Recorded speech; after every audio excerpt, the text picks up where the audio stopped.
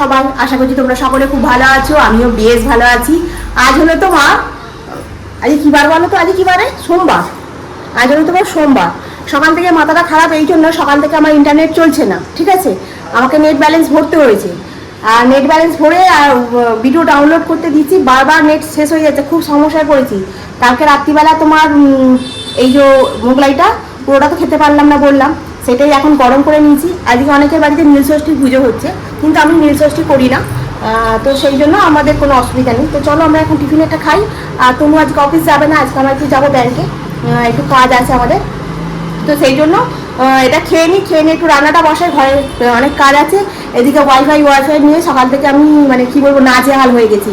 সকালবেলা মর্নিং ওয়াকে গেছি, ভোর 5টায় উঠেছি, 5টায় উঠে মর্নিং ওয়াকে গেছি, এসে যে ভিডিও ডাউনলোড করতে বসছে এরকম সমস্যা, বারবার ফোন করতে করতে আমার মানে সারাটা দিন চলে গেল, 9টা বেজে গেল। তো চলো আমি এখন টিফিনটা খাই, খেয়ে দিয়ে তারপরে কাজগুলো করে নিই, ঠিক আছে? আজকে একদম খুব সাধারণ রান্না হবে, মাছের ঝোল আর ভাত, যেহেতু বেরোতে হবে আর ভাত খেয়ে যাব না, এসে ভাত খাবো। এখন তো আমি টিফিন খেয়ে নিয়েছি, সেই জন্য আজকে ডাঁটা দিয়ে, আলু দিয়ে, পেঁপে দিয়ে ঝোল করছি। জানো, এরম ভাবে ঝোল করলে না বেশ ভালো লাগে, আর ডাঁটাগুলো না খেলে না ডাঁটাগুলো নষ্ট হয়ে যাবে। কালকে যখন কেনাকাটা করতে গেছিলাম তখন একটু শপিং মলে গেছিলাম, ওখান থেকে 2 প্যাকেট মটর কড়াইটা আমাদের খুব লাগে, আর ফুচকাটা 3 প্যাকেট নিয়েছি, আর মুগের ডাল আর একটা সাবান নিয়েছি তনুর জন্য। এই সাথীটা না বড্ড হর খায়।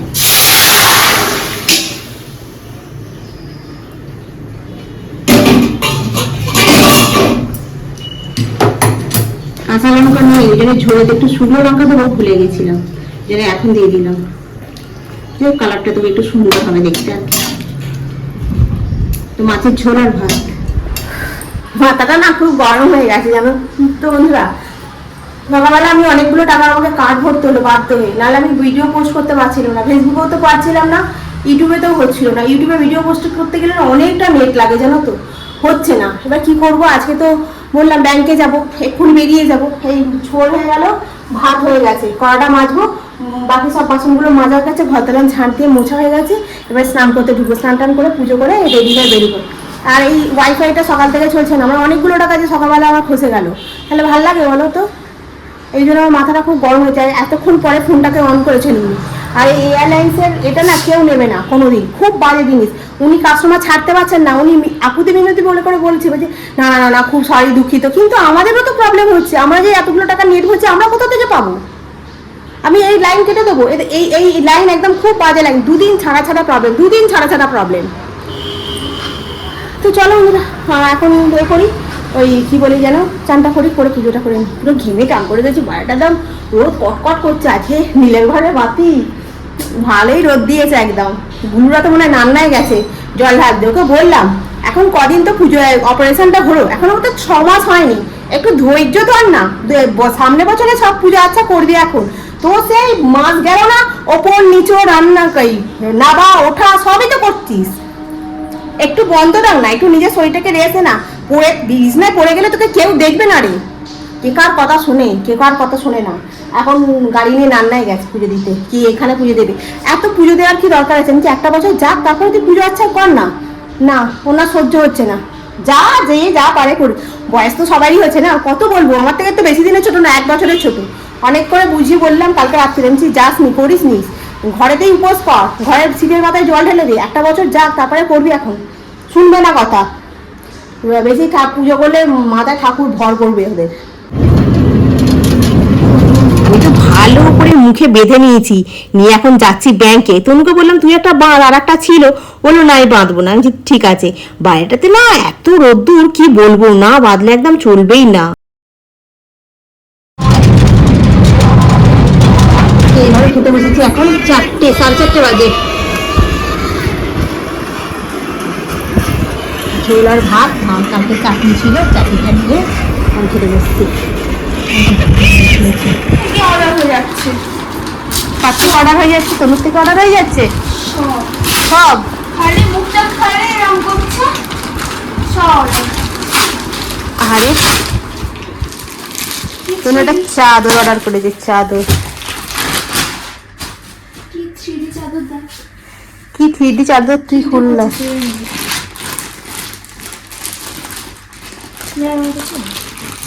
মরমর করবে না? খুলতে হবে তো ভালো করে, তবে তো ভালো লাগবে। দেখি কি চাদর এলো।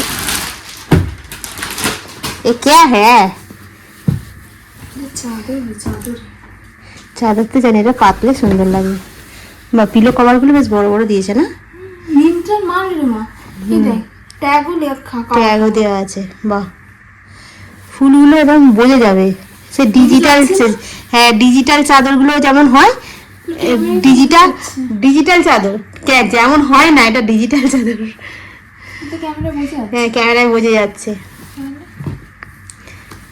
দুখানা পিলো কভার দিয়েছে বল, আর এ দেয়নি পাঁচ বালিশ। সেটা দিলে ভালো হতো। হ্যাঁ কেমন জিনিস কেন, সব ট্যাগ লাগিয়ে দেবে একদম, ট্যাগে ট্যাগ। এটা খুললে দেখা চাদরটা, এটা কি গিফট কার্ড। কি পাবো রে? হোয়াটসঅ্যাপ করতে হবে, সারপ্রাইজ গিফট আছে। চাদরটা আছে গার্ডার সিস্টেম। হ্যাঁ গার্ডার সিস্টেম চাদর, অনেকটা বড় চাদরটা। হ্যাঁ এই তো গার্ডার, দেখো গার্ডার, আর গুঁজতে হবে না। হ্যাঁ ওটা পাতবো এক্ষুনি। চল এখন এদের সবাইকে নামাতে হবে আমায়। কি অবস্থা করে রেখেছে দেখেছো বিছনাটাকে। তনুরি পাচ্ছি চাদর।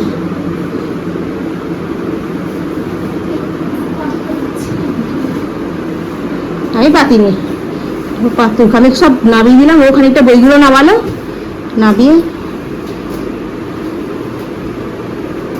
আমি পাততে গেলাম, বললো হচ্ছে না। না পুরোটাই তুলে দিয়েছে। হবে না মানে পুরোটাই তুলে দিয়েছে। আমি এসব চাদর কোনদিন ব্যবহার করিনি। তুই কেন ব্যবহার করি প্রতিদিন? আমি কি বলেছি তুই প্রতিদিন ব্যবহার করছিস? তোর অনেক বুদ্ধি আছে কি করে পাততে হয়।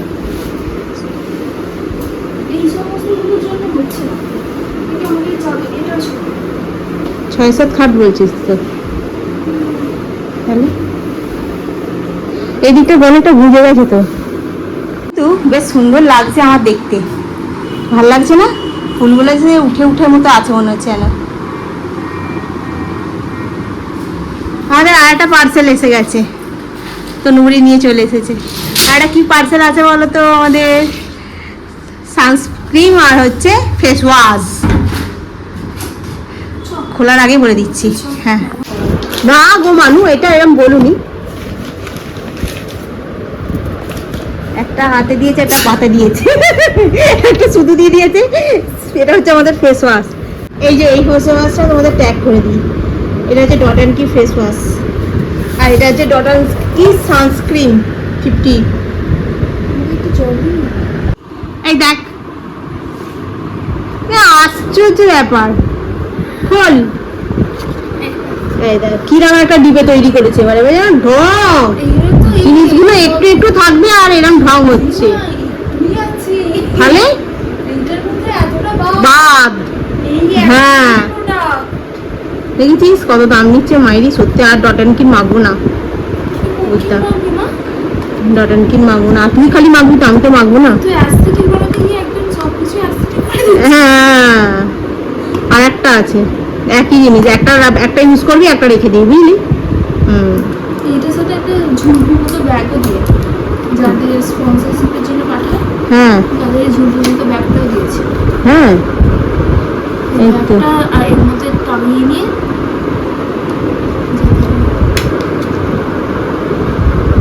দুটো একসঙ্গে প্রোডাক্ট আছে। এই প্রোডাক্টের প্যাকেজিংগুলো এত সুন্দর।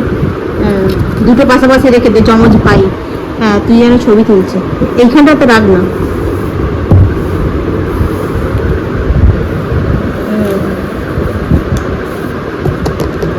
ঠিক আছে।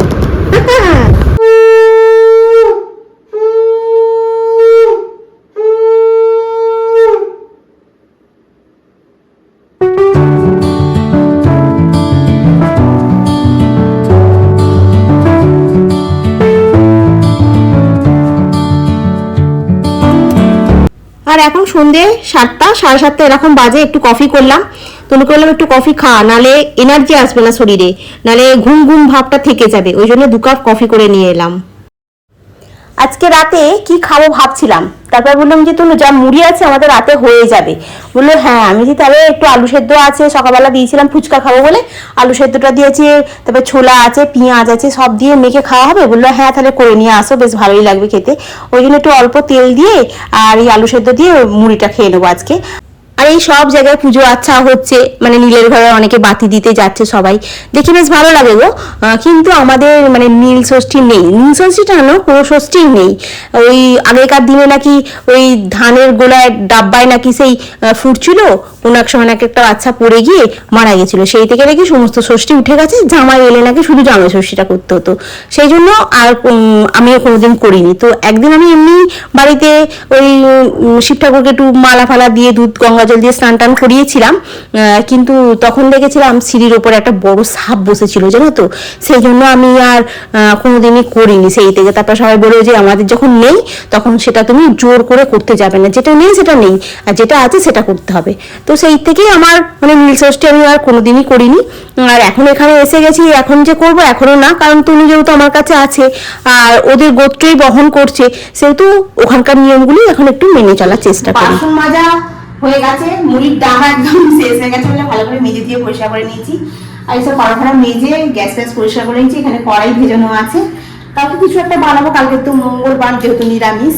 আর আজকে ব্যাংকে গিয়েছিলাম এই কারণেই, কারণ তনুর যে এটিএম কার্ডটা রয়েছে না, ও তনুর এটিএম কার্ডটাতে তোমার ভুল পিন দিয়েছে, দিতে কার্ডটা ব্লক হয়ে গেছে।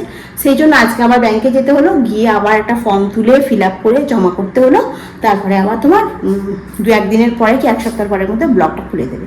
এই হচ্ছে সমস্যা, বুঝলে তো। আর আজকে তো ব্যাংকে প্রচুর ভিড় হয়েছে, প্রচুর ভিড় হয়েছে। কি জানি তোমার সামনে সংক্রান্তি বলে নাকি কি জানি, আর চারিদিকে নীল ষষ্ঠীর পুজো হচ্ছে, কি ভালো লাগে না দেখতে। আমি পুজো আচ্ছা করতে খুব ভালোবাসি জানো তো, কিন্তু যেহেতু নেই সেহেতু আমি করি না। আর একটা জিনিসও আমি করি না, সেটা হচ্ছে তোমার এই শ্রাবণ মাসে বড় বাবার পুজোও করি না। ওটা তনুর ঠাকুমা বারণ করেছিল করতে, আমি 1 বছর করেছিলাম, মানে ওই জোর করেই করতে গিয়ে তখন মানে খুব বিপদে পড়েছিলাম, সেই জন্য আমি আর করি না।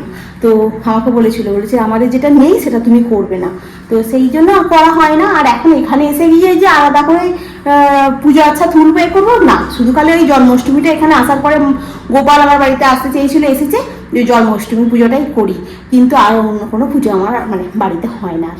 আর ওই শিবরাত্রিটা মন্দিরে যাই একটু পুজো দিই, শ্রাবণ মাসেও একটা দিন মন্দিরে গিয়ে একটু পুজো দিয়ে আসি, আর 4টে সপ্তাহ বাড়িতেই তোমার করি, জল দিই আর হোক বেশি খাই একবার। আর এই পুজোর মধ্যে এই আর নিত্যদিনের নিত্য সেবা আছে আমার গোপালের, আর আমার ঠাকুরদের নিত্য সেবা, ব্যাস এই হচ্ছে আমার সারা বছরের পুজো। আমি অশোক ষষ্ঠী, নীল ষষ্ঠী, এটা সেটা হ্যানা ত্যানা যেমন আমাদের ভুলু করে, মানে প্রত্যেকটা পুজোই ভুলু উপোস করে, আমি ওসব করি না। কারণ আমি মনে করি যে বিশ্বাসটা মনের ভেতরে, মন থেকে তুমি ঠাকুরকে ডাকো আর বিশ্বাস রাখো, ব্যাস এইটুকু করো। আর সবসময় যে তোমাকে পুজো দিতে যেতে হবে। তো চলো বন্ধুরা, অনেক গল্প করলাম, আজকে এখানে রাখি। কালকে তোমাদের সঙ্গে আবার দেখা হবে। তোমরা ভালো থেকো, সুস্থ থেকো, খুব সাবধানে থেকো। Good night.